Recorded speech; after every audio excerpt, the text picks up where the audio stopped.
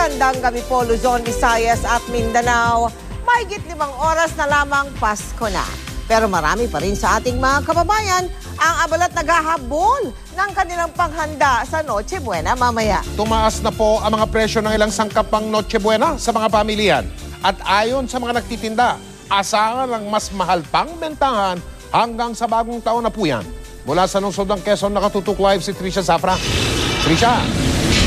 Mel, Mike, ang tanong ng marami nating kababayan kahapon ay ngayon bang bisperas ng Pasko, gagalaw ang presyo ng mga bilihin sa palengke at ang dalangin nga nila kung gumalaw man sana pababa. Pero sa pag-ikot natin kanina sa ilang pamilihan dito sa Quezon City, tumaas yung karamihan ng mga bilihin dito. Pero kahit medyo nagmahal, marami pa ring mamimili. At sa kabila niyan, ayon sa mga nagtitinda ay matumal pa rin daw ang kanilang benta.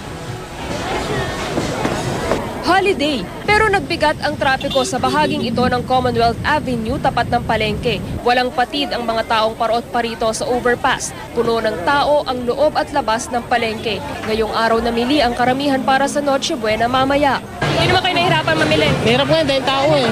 Ngayon lang kasi nagkaroon ng oras eh. Bakit? Puro trabaho eh. Lalo na kaninang maga, ang daming tao kasi nandito na po kami. Bumalik na lang po ako ngayong tanghali. Akala ko, kunti na lang po ang tao. Yung parang marami rin pala. Kaya ngayon lang po ako nabigyan ng pera, pandagdag ng pang natsuboy na namin. Buong manok, karne ng baboy at baka lang ang hindi gumalaw ang presyo sa Commonwealth Market at Mega Q-Mart mula kahapon. Hindi rin tumaas ang presyo ng wings at drumstick ng manok sa Mega Q-Mart. Pero tumaas ang mga ito sa Commonwealth Market bagamat mas mura kung ikukumpara sa Mega Q. Bida naman sa hapagkainan ng iba ang seafoods. Pampatanda yung baboy. Okay na yan, yung pusit, pampabata. Nanatili sa 80 pesos ang kilo ng maliliit na pusit kalawang pero nagtaas ng 10 piso kada kilo ang malalaki na 90 pesos ibinibenta sa Commonwealth Market. Sa Mega Q-Mart, nagtaas din ng presyo ang pusit lumot na nasa 320 to 350 ang kilo.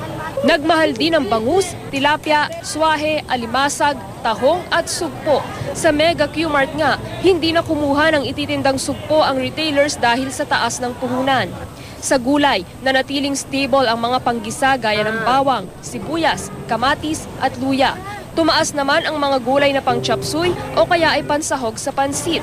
Ayon sa mga nagtitinda, asahang mananatiling mataas ang presyo ng mga bilihin hanggang bagong taon. At kahit pa maraming tao kanina, daing ng mga nagtitinda, mahina raw ang kanilang benta. Mas mahina ngayon. Siguro walang pera.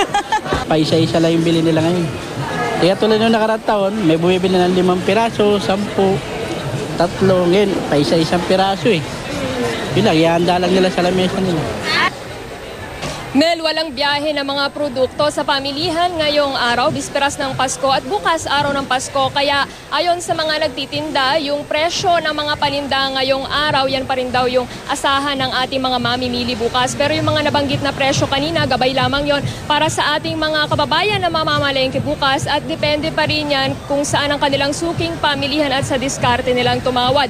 Sa mga oras na ito, Mel, dito sa Mega Q-Mart sa Quezon City, may mangilan-ngilan pa rin tayo mga kababayan ang namimili pero kumpara kanina, mas marami na yung mga nagtitinda rito sa palengke at nagbabantay kaysa roon sa mga customer na bumibili. Mel?